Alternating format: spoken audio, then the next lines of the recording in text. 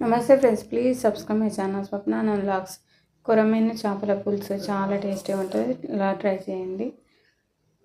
పెద్ద నిమ్మకాయ సైజ్ అంత చింతపండు తీసుకొని ఒక గిన్నెలోకి వేసి దాంట్లో ఏమైనా చెత్త గిన్నె ఉంటే ఒకసారి నీటితో కడిగి నీళ్ళను వంచేసి మళ్ళీ మంచి నీళ్ళని పోసి పక్కన పెట్టాలి.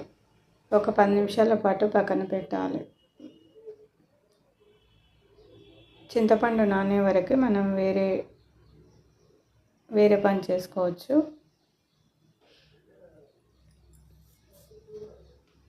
నాలుగు ఉల్లిపాయలు, ఒక చిన్న సగం చెక్క కొబ్బరి చెక్కను ఇలా స్టవ్ మీద,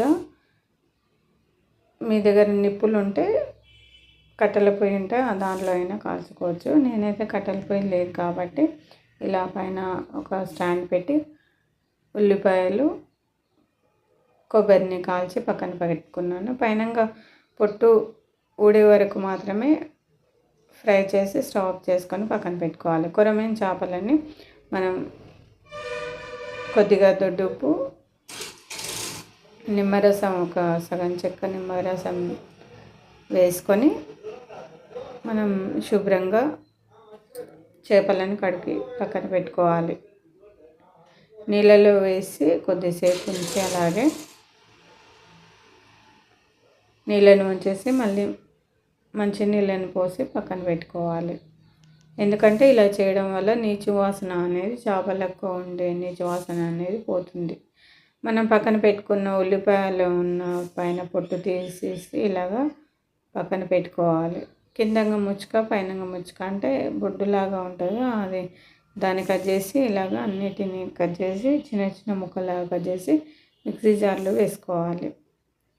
మిక్సీ జార్లో వేసుకొని మెత్తని పేస్ట్ లాగా తయారు చేసుకొని పక్కన పెట్టుకోవాలి. మనం చేప ముక్కల్లో నుంచి ఆ నీళ్ళను వంచేసి పక్కన ఒక ప్లేట్లో చేప ముక్కలను పెట్టి దాని మీద ఉప్పు, కారం, పసుపు మీకు తగినంత వేసుకోండి. మీ ఇంట్లో తినేదాన్ని బట్టి ఉప్పు, కారం, పసుపు వేసుకొని ఒక స్పూన్ నూనె కూడా వేసుకొని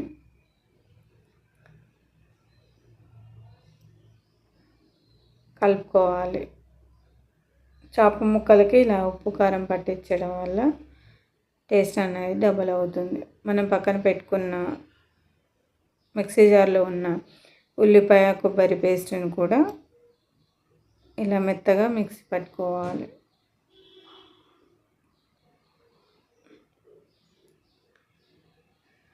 వేరొక మిక్సింగ్ జార్లో 4 లవంగాలు, 3 యాలకులు, కొద్దిగా సాజీర, ధనియాల పొడి, కొద్దిగా గసాలు, ఒక చిన్న దాల్చిన చెక్క పక్కన పెట్టుకోవాలి. జీలకర్ర, మెంతులు, ఒక స్పూన్ జీలకర్ర, ఒక స్పూన్ మెంతులను వేసి కొద్దిగా ఫ్రై చేసి పక్కన పెట్టుకొని ఆ జీలకర్ర, మెంతులు, మనం పక్కన పెట్టుకున్న యాలకులు, లవంగాలు వాటిని మొత్తాన్ని వేసి మిక్సీ జార్లో వేసుకొని మెత్తని పొడిలాగా చేసి పక్కన పెట్టుకోవాలి. స్టవ్ ఆన్ చేసుకొని ఒక ప్యాన్లోకి ఒక 2-3 స్పూన్ల నూనె వేసుకొని వేడి చేసుకోవాలి. మనం తర్వాత పక్కన పెట్టుకున్న చేప ముక్కల్లో మనం ఉల్లిపాయ, కొబ్బరి పేస్ట్ని కూడా కలుపుకొని పక్కన పెట్టుకోవాలి. నూనె అనేది కొద్దిగా వేడెక్కిన తర్వాత స్టవ్ మీద ఉన్న బాండిలో ఉన్న నూనె అనేది వేడెక్కిన తర్వాత మనం చేప ముక్కల్ని వేసి మూత పెట్టి చిన్న మంట మీద ఉడికించాలి. చేప ముక్కలు అనేది కొద్దిగా ఫ్రై అయితే పచ్చివాసన అనేది లేకుండా ఉంటుంది. తర్వాత మనం చింతపండు గుజ్జుని తీసి చింతపండు రసాన్ని కూడా వేసుకొని బాండీలో చింతపండు రసాన్ని వేసుకొని దానిలో కొద్దిగా చక్కెర కానీ కొద్దిగా బెల్లం కానీ వేసుకోండి. ఎందుకంటే పులుపు అనేది బ్యాలెన్స్ అవుతుంది అలా వేయడం వల్ల. తర్వాత మనం పట్టుకున్న మిక్సీ జార్లో పట్టుకున్న పొడిని కూడా వేసుకొని కలుపుకొని మూత పెట్టి ఉడికించాలి. చేప ముక్కలు అనేది 5-10 నిమిషాలనే చేప ముక్కలు అనేది ఉడికిపోతాయి. ఒక ముక్కను కొద్దిగా ఒక ప్లేట్లో పెట్టి చూస్తే మనం చాక్తో కానీ స్పూన్తో కానీ గరిటెతో ఘాట్లు పెడితే మనం మెదిగినట్టు అనిపిస్తే కొరమిన చేప పులుసు రెడీ. చాలా టేస్టీగా ఉంటుంది.